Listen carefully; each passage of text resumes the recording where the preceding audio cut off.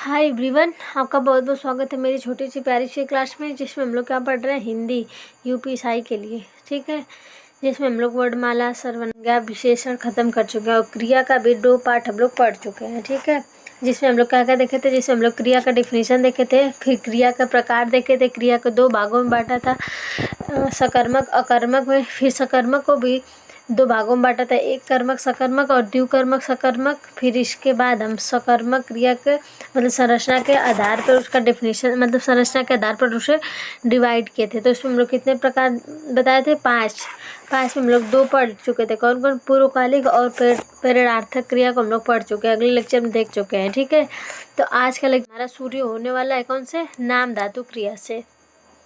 तो अब ये नाम धातु क्रिया क्या होती है? तो वो क्रिया जो संज्ञा, सर्वनाम और विशेषण से बनती है। इसके पहले हम लोग क्या देखे थे?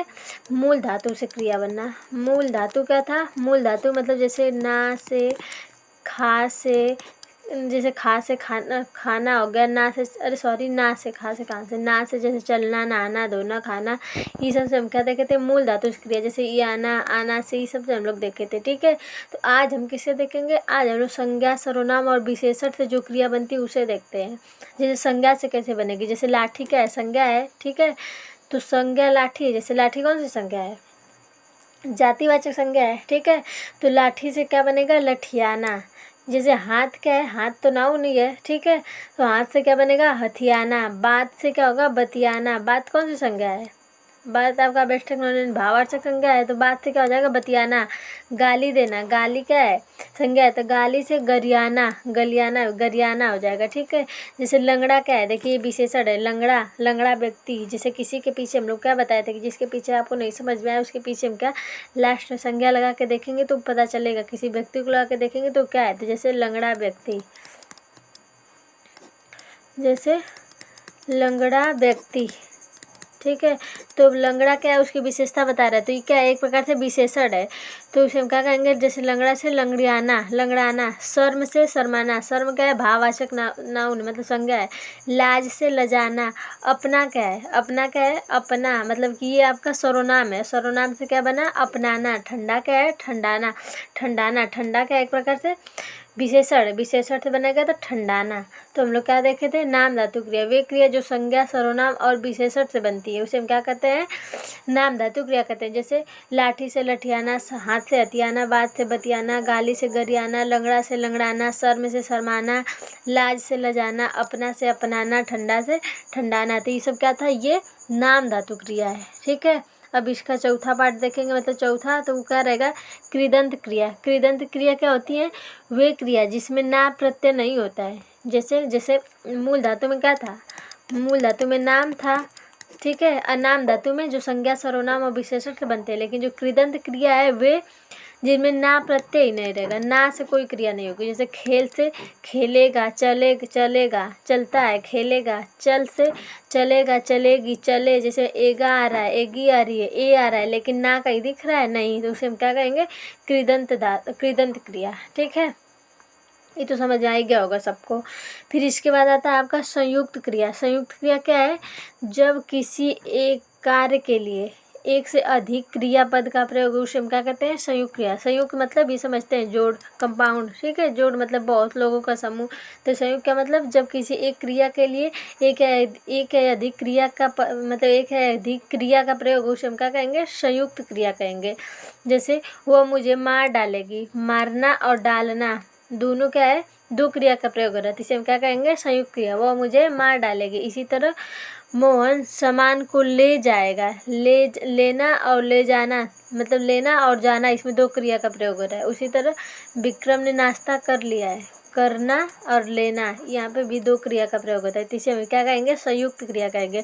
उसी प्रकार से वह संस्कृत बोल सकता है। बोलना और सकना 2 क्रिया है, तो ये कौन सी क्रिया आ जाएगी? संयुक्त क्रिया। उसी तरह तुम महाभारत पढ़ने लगे हो। पढ़ना और लगा मतलब लगना, ये भी क्या है? संयुक्त क्रिया है। तो वह क्रिया जिसमें एक के साथ साथ दो और मतलब 2 से अधिक क्रिया का विप्रयोग, उसे क्या कहेंगे? संयुक्त क्रिया कहेंगे। ठीक, अब बाकी कृदंत में क्या था?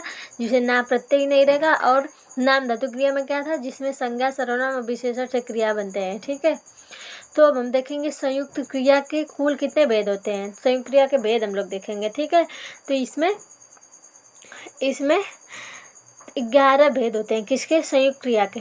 सबसे पहला कौन होता है, तो चलिए सबसे पहला कौन देखते हैं, देख लेते हैं पहले कौन कौन है। आरंभ बोधक, समाप्ति बोधक, अवकाश बोधक संयुक्त क्रिया, फिर अनुमति बोधक संयुक्त क्रिया, इसके बाद नित्यता बोधक संयुक्त क्रिया, इसके बाद आवश्यकता बोधक संयुक्त क्रिया, फिर निश्चय बोधक 7वां है, फिर इसके बाद 8वां कौन सा रहेगा आपका, इच्छा बोधक, देन अभ्यास बोधक, फिर इसके बाद आएगा आपका 10वां शक्ति बोधक, फिर इसके बाद आएगा पुनरुक्त बोधक। ये सब तो अपने नाम से ही समझ में आ रहा है इसमें क्या होगा, बाकी हम लोग देख लेते हैं। जैसे पहला क्या है आपका, आरंभ बोधक संयुक्त क्रिया। आरंभ मतलब कि जो जिससे शुरू से, मतलब आरंभ मतलब क्या है, जिसे शुरुआत का पता चले, जो शुरू का मतलब आरंभ का बोध कराती है, किसी चीज़ के स्टार्ट का पता चल लगाती है, ठीक है। तो उसमें क्या कहेंगे, आरंभ बोधक, जैसे आरंभ का बोध कराती है। जैसे वर्षा होने लगी है, वर्षा क्या आ रही है, होने लगी है। मोहन पढ़ने लगा है, तो ये सब क्या है, शुरू का मतलब कि कोई चीज़ स्टार्ट करने के बाद बताता है, तो ये तो बहुत ईजी है। फिर इसके बाद आता है समाप्ति बोधक। उसी तरह आरंभ का मतलब क्या होता है, एंड ही होता है आरंभ के बाद,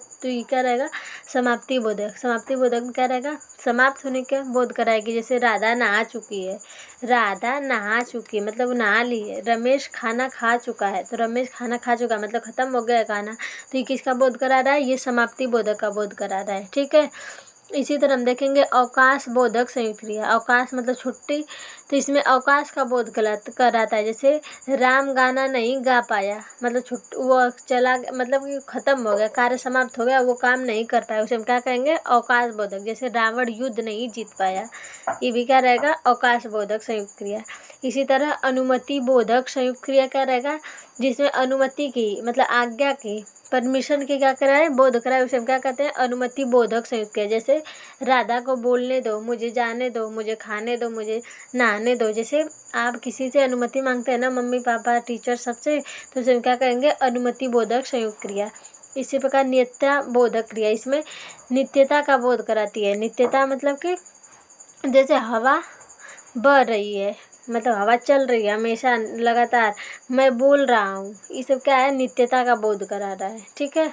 उसके बाद आता है आपका आवश्यकता बोधक संयुक्त क्रिया। आवश्यकता का बोध कराती है, जिसमें किसी चीज़ के नेसेसरी मतलब आवश्यकता का बोध कराती है। जैसे राधा को घर का कार्य करना पड़ता है, जरूर करना पड़ता है, ये आवश्यकता काम है। जैसे अभिषेक को यह कार्य करना पड़ना, जैसे आप लोग को पढ़ना पड़ता है अपनी आवश्यकता को पूरी करने के लिए, उसे हम क्या कहेंगे, आवश्यकता बोधक कहेंगे, ठीक है। ठीक, हम जैसे हमें काम करना पड़ता है, हमें पैसे कमाने पड़ते हैं, हमें पैसा क्यों कमाना पड़ता है, क्योंकि आवश्यकता होती है, तो उसे हम क्या कहेंगे, आवश्यकता बोधक संयुक्त क्रिया। उसी तरह निश्चय बोधक संयुक्त क्रिया। निश्चय का मतलब क्या है, किसी निश्चितता का बोध कराती है। जैसे मोहन ने कहा कि अब पीटेंगे, अब पीटेंगे मतलब कि निश्चय ही तुमको मारेंगे। कहा कि अब पीटेंगे मतलब कि निश्चय बता रहा है कि अब मार दूंगा। जैसे किसी पे आप गुस्सा हो जाएंगे, नहीं कि अब हट जाओ नहीं तो मार दूंगा, तो किसी निश्चय का बोध कराता है, ठीक। हरीश ने कहा कि अब करके दिखाऊंगा, अब करके मतलब एकदम उस ठान लिया है कि अब करके दिखाऊंगा, तो ये क्या रहेगा, निश्चय बोधक संयुक्त क्रिया रहेगी, ठीक है। इसी तरह से इच्छा बोधक संयुक्त क्रिया। इच्छा मतलब आप समझ ही रहे होंगे क्या, इच्छा मतलब कि वो बाज़ार जाना चाहती है, मैं घूमना चाहता हूँ, मैं पढ़ना चाहता हूँ, वो नहाना चाहता है, वो खाना चाहता है, तो इसमें क्या इच्छा के बोध करी, विश के बोध हो, उसे हम क्या कहेंगे, इच्छा बोधक संयुक्त क्रिया, ठीक है। इसके बाद आता है आपका अभ्यास बोधक क्रिया। अभ्यास मतलब कि किसी चीज़ की प्रैक्टिस करने का। अभ्यास मतलब आप लोग समझ ही रहे, जैसे आप लोग पढ़ाई करते हैं तो एग्ज़ाम निकालने के लिए वही चीज़ बार बार पढ़ना पड़ता है, क्यों, याद रहे। इसी तरह से हम क्या कहेंगे, अभ्यास बोधक क्रिया। जैसे वह पत्र लिखा करता है, मतलब पत्र लिखने की कोशिश करता रहता है, अभ्यास करता रहता है। वह बाजार जाया करती है, बार जाती है, ठीक। वह व्यापार किया करता है, तो इसे हम क्या कहेंगे, अभ्यास बोधक क्रिया। ठीक, कौन सा रहेगा आपका 9वां। फिर इसके बाद 10वां क्या है आपका, शक्ति बोधक संयुक्त क्रिया, जिसमें शक्ति का बोध कराती है, किसी की पावर की, यूनिटी की, उसे हम क्या कहेंगे, शक्ति बोधक संयुक्त क्रिया। जैसे हरीश दीवार तोड़ सकता है, हरीश क्या करता है, दीवार तोड़ सकता है, उसके अंदर इतनी पावर है कि वो क्या कर सकता है, दीवार तोड़ सकता है, इसे हम क्या कहेंगे, शक्ति कहेंगे। इसी तरह से सविता चल सकती है, सविता चल सकती है, ठीक है। जैसे मान लीजिए सविता बीमार है, उससे आप हमेशा पूछ करेंगे सविता चल सकती है, ठीक है। तो उसी तरह शक्ति का मतलब किसी के पावर की बोध, उसे हम क्या कहेंगे, शक्ति बोधक संयुक्त क्रिया। उसी तरह पुनरुक्त बोधक क्रिया, जिसमें समान ध्वनि का बोध हो, जिसमें समान जैसे आवृत्ति होती है ना, जैसे समान चीज़ का समान ध्वनि का बोध, उसे हम क्या कहेंगे? पुनरुक्त बोधक। जैसे मंजित पढ़ाई लिखाई करता है, मंजित क्या करता है? पढ़ाई लिखाई करता है। तो पढ़ाई लिखाई देखिए, जैसे आई पढ़ाई लिखाई मतलब कि क्या है? समान ध्वनि का प्रयोग करें। जैसे प्रियंका विद्यालय आया जाया करती है। सिद्धि घूमती फिरती, आया जाया, लिखाई पढ़ाई। तो मतलब एक ही चीज़ का मतलब क्या हो रहा है? समान बोध का क्या हो रहा है? मतलब समान ध्वनि का बोध हो रहा है, उसे हम क्या कहेंगे? पुनरुक्त। जैसे खाना वाना, पानी वानी, चाय वाय, रोटी वोटी। अभी सब देखिए, सब सार्थक क्रिया लेकिन निरर्थक क्रिया, लेकिन इसी में प्रयोग होते हैं। किसमें? पुनरुक्त में। जैसे सार्थक क्या रहेंगे? उसका सार्थक रहेगा उससे बना हुआ, जैसे खाना वाना, पानी वानी, चाय वाय, रोटी वोटी, सब क्या रहेंगे? निरर्थक शब्द। तो इसको हम क्या कहेंगे? पुनरुक्त, जिसमें एक ही चीज़ का क्या हो? समान ध्वनि का बोध होता है। जैसे समान चीज़ का बोध होता है, मतलब समान, जैसे जैसे यहाँ पे नहीं है खाना वाना, पानी वानी, चाय वाय, तो इसके तुरंत मतलब उससे मतलब भले विपरीत शब्द है लेकिन वैसे ही मिले जुले शब्द हैं, उसे हम क्या कहेंगे? पुनरुक्त बोधक। ठीक है, तो आज की वीडियो में हम क्या देखे हैं? क्रिया का थर्ड पार्ट। इसमें हम लोग जो संरचना के आधार पर पढ़ रहे थे, उसमें पूर्वकालिक और परार्थक पढ़ चुके थे। उसमें 3 बचा था आपका, कौन कौन? तो नाम, धातु, कृदंत और संयुक्त। फिर इसके बाद हम लोग क्या देखे थे? संयुक्त के भी कितने भेद होते हैं? तो 11 होते हैं। उन सबको आज हमने देखा है। ठीक है, इसके बाद इसका एक लास्ट पार्ट और रहेगा, उसको हम लोग अगले लेक्चर में देखेंगे। ठीक है, तो हम अपना वीडियो यहीं पे एंड करते हैं। बाकी आप वीडियो को ज़्यादा से ज़्यादा शेयर करिए, चैनल को सब्सक्राइब करिए। मिलते हैं नेक्स्ट वीडियो में। Take care, bye bye.